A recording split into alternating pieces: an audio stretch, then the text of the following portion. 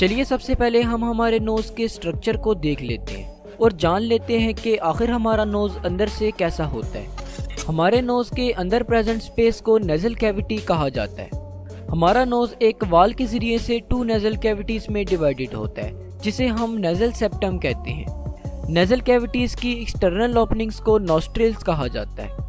अगर हम एक्सटर्नली अपने नोज़ को देखें तो हमारी आईब्रोज के बिटवीन प्रेजेंट रीजन को रूट ऑफ द नोज़ या नेज़ल रूट कहा जाता है। नेज़ल रूट हमारे नोज़ का टॉप होता है, जो हमारे नोज़ को हमारे फोरहेड से जॉइन करता है।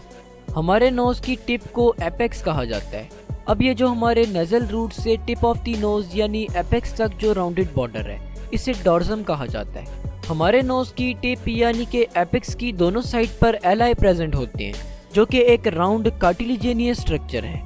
हमारा नोज़ बहुत सी बोन्स और कार्टिलेजेस से मिलकर बना होता है, जो कि हमारे नोज़ को प्रोटेक्शन प्रोवाइड करती हैं।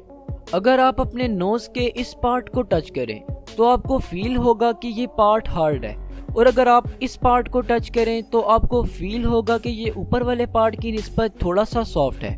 दरअसल आपके नोज़ के ऊपर वाले पार्ट में बोन प्रेजेंट होती है, जिसे हम नेज़ल बोन कहते हैं, और आपके नोज़ के लोअर पार्ट में कार्टिलेज प्रेजेंट होती है। अपर कार्टिलेज हमारे नोज़ की साइड को सपोर्ट करती है, और लोअर कार्टिलेज हमारे नोज़ की हाइट, विड्थ और हमारी टिप ऑफ द नोज़ और नॉस्ट्रिल्स की शेप में भी हेल्प करती है।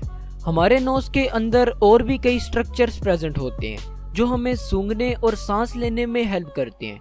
चलिए हमारे नोज़ को अंदर से देख लेते हैं। हमारे नोज़ के अंदर प्रेजेंट स्पेस को नेज़ल कैविटी कहते हैं।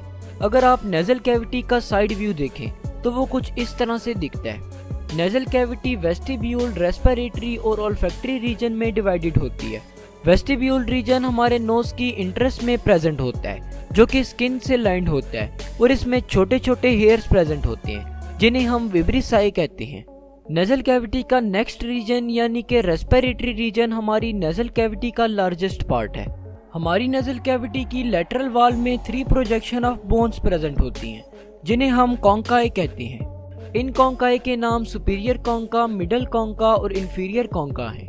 अगर आप नेज़ल कैविटी में प्रेजेंट कॉन्काई को फ्रंट से देखें तो वो कुछ इस तरह से दिखते हैं। कॉन्काई के नीचे प्रेजेंट स्पेस को मीटस कहा जाता है, और इसी तरह हमारे नोज़ में सुपीरियर मीटस, मिडल मीटस और इंफीरियर मीटस प्रेजेंट होते हैं।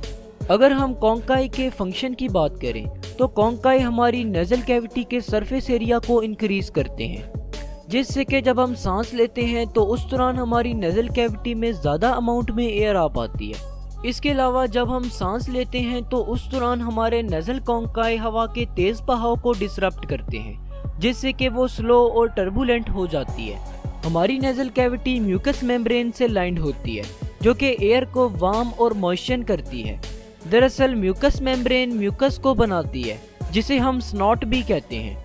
म्यूकस इनहेल्ड एयर में से डस्ट, जर्म्स और स्मॉल पार्टिकल्स को कैप्चर करता है, जो कि हमारे लंग्स को डैमेज कर सकते हैं। इसके अलावा अगर आप अपने नोज़ के अंदर देखें तो आपको हेयर्स दिखाई देंगे। ये हेयर्स एयर में से लार्ज पार्टिकल्स को ट्रैप करते हैं, और फिर हम इन पार्टिकल्स को स्नीज करके अपनी बॉडी से करीब 160 किलोमीटर पर हॉर की स्पीड से बाहर निकाल देते हैं।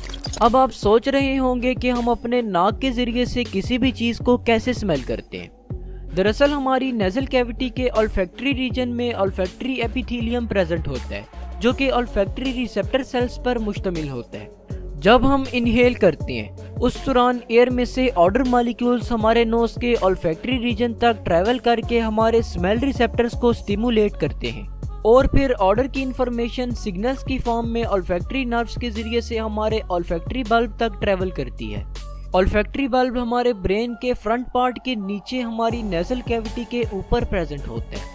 इसके बाद इन सिग्नल्स को हमारे ओल्फैक्टरी बल्ब से हमारे ब्रेन के दूसरे पार्ट्स तक भेजा जाता है, और यूं हम किसी भी ऑर्डर को स्मेल कर पाते हैं। तो होप सो आज की इस वीडियो से आपको कुछ ना कुछ ज़रूर नया जानने को मिला हो।